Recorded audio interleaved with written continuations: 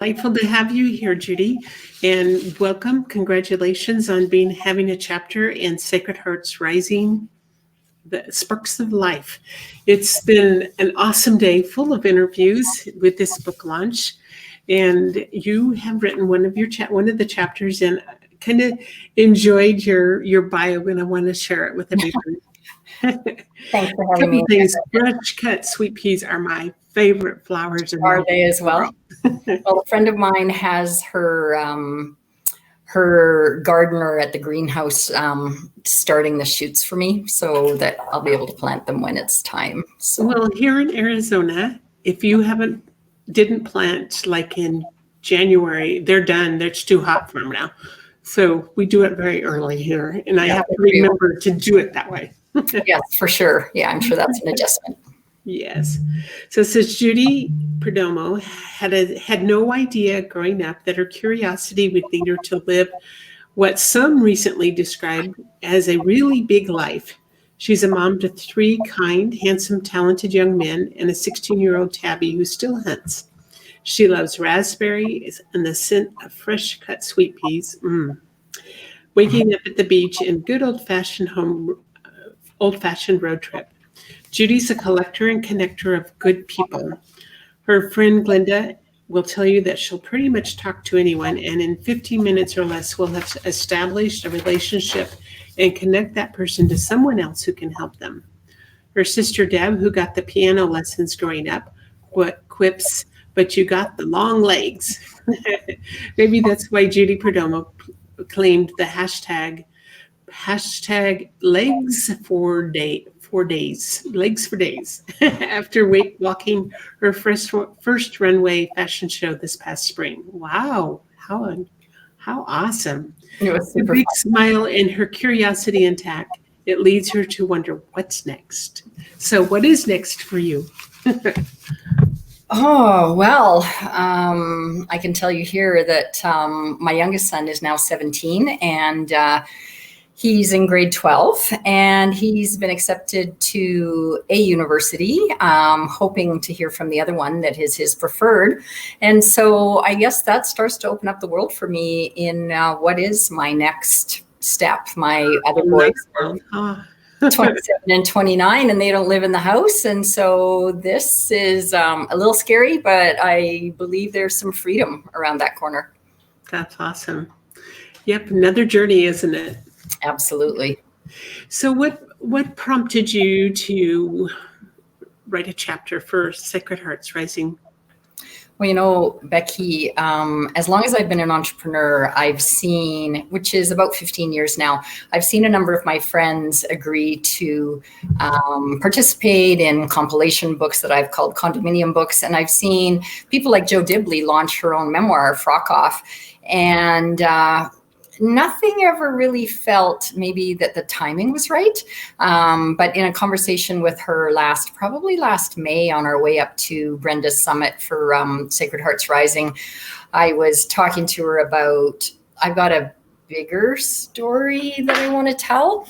And so she really advised me that it was important to establish myself as an author.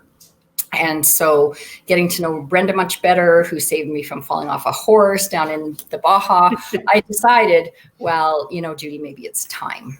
So I jumped in with Brenda, and because I'm really impressed with what she's done. She's done amazing things. It's been beautiful to watch. And I've known her, I helped her with some of her earlier books before Sacred Hearts Rising. Oh, you did you? Okay. Mm-hmm. Yeah. Yeah, and then come back around to kind of full swing here, because she was in one of my books called We Choose to Thrive. And nice. So it's... I think I've seen the cover. Yeah, I think I've seen that book as well. Yeah. And I just love the cover on her books. They're just beautiful. Aren't they? They're really nice. Yeah, absolutely. So your story, what do you do for a profession right now? You said you're an entrepreneur. What do you do? Yes. I've been in alternative financing for about the last 15 years. Struggled my way through chartered accounting firms. Never really hit my mark there. And in about 2004, I made the plunge to become an entrepreneur, bought a franchised business, and it's in alternative financing. So this is an area that is not so well known by Canadians, Americans, because, the gold standard is to go to the bank and get a bank loan or a bank line when you're an entrepreneur. So we do, what some people would call more expensive forms of financing based on assets. And yes, that's what I do full time. Very interesting. Well, you probably see a lot of different things that people encounter as they're trying to figure their way in that world.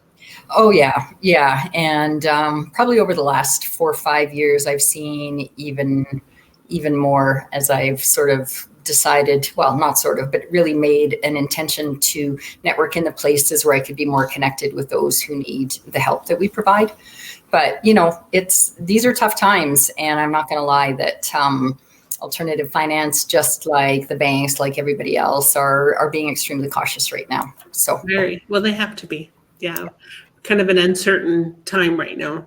It is. Yeah. So tell us about your chapter, just enough so that they want to go get that book and read it for themselves.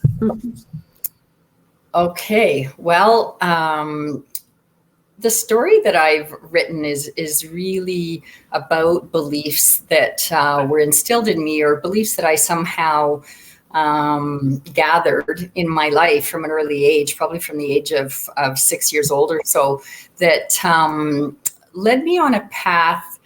I always said that I never wanted to work in an office. I was going to be a one of those people in the ocean, that was never going to see an office, and so on. So, and I didn't want to follow in my mother's footsteps. I always felt that she had given up her power a lot of time to my father.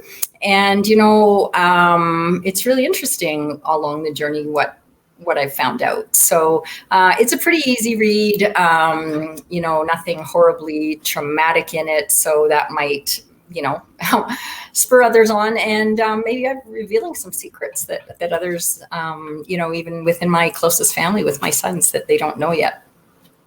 It's interesting. And sometimes telling our stories, it's a powerful way. I think there's a lot of healing that comes and a lot of introspection from reading from writing our own stories, let alone coming back and reading them and then participating in a launch like this, where we're speaking it out loud. We're talking about these things.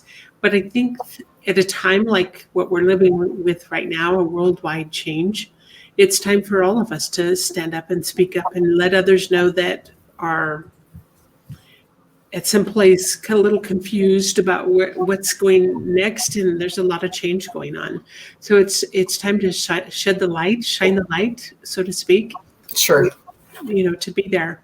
And I've learned that the waves never stop coming. So, it's been said, would you rather be in a sailboat with somebody who's an expert sailor who can navigate your way through even a hurricane? Or would you, rather be with somebody who's a novice? And that's a lot of what I've learned. But you're right. There's lots of inspiration and hope. And by sharing these chapters, I think it's a good time. I think it's a good time. People need a bit of a break from everything that they're listening to and hearing on the news. And so to pick up this book and, maybe not read the entire book at once, but to read a chapter every now and then, I think it's a great idea. And not every chapter, I agree, not every chapter is going to suit every person, but I think there's such diversity in the chapters that were written that there's something for everyone, pretty much. That's right. Yeah. And Brenda really pointed out as I was talking to her about my story, and she says, you just sit there and accept your story. Your story is not anybody else's story, and accept your story. And, maybe it's not as tragic as others and so on, because I've read a number of the chapters in the first 2 books, and there's some pretty rough stuff in there. So, yeah. Yeah. Well, it's time for all of us. I have a course that I teach that is called How to Become an Impactful Influencer. And I think at a time, actually, I've been thinking about relaunching it because it's such a time when people are really, really looking at what's going on, and it is a global thing. We're not in this all alone. it's a global thing. And there are people that have their children home for the first time, probably spending more time with their children than ever before.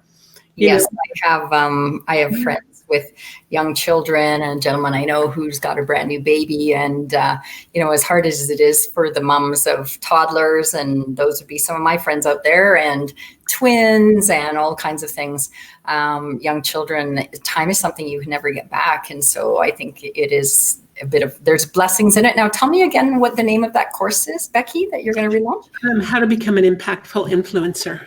Oh, okay. How to become an impactful influencer. Well, I'm interested. Awesome. Good. Yeah, I've been actually looking at kind of pulling it together. I've been actually speaking about it in a couple of live presentations, but I think now's the time to just dust it off and bring it back and, make it something, because there are a lot of things that we can do that will really make an impact on our world. And I think it's our responsibility to do that, Yeah. Do you feel as though we're being called? Yes. I think we've been prepared. Yeah, well, I'll tell you, with everything in my chapter, Riding the Waves, I feel that a lot of the practices, the self-care and the techniques that I've learned have really prepared me for this time. So now I'm actually having to use them in real time. And I'm even finding that there are times when it doesn't even feel like quite enough. Yesterday afternoon, I'd had quite a stressful day. I'd already been out for a midday walk, and I got in my car and I drove to a place called Bragg Creek, not that far from Calgary. The sun was shining. It was just glorious. And I was talking to my sister, and fantastic. So self-care is so important. Yeah, it is. Yeah. It's the time. So for somebody, if they're picking up the book for the first time, and for those that are listening or will be listening to the recording of this, if you haven't yet gone to Amazon and picked up Sacred Hearts Rising, Sparks of Life, please be sure and do so. It's a read that you'll want to come back to. You don't have to read the whole thing all at once. The Kindle version is 99 cents. So, you can read it at your convenience right off of your phone or whatever device you want to read it. But what would you say to somebody contemplating? They've been hearing some of the interviews, or maybe they've just heard yours. What would you say to somebody that was considering reading this book? What would you share with that special little nugget? You put me on the spot. Sure. Put me on the spot. In my chapter, well,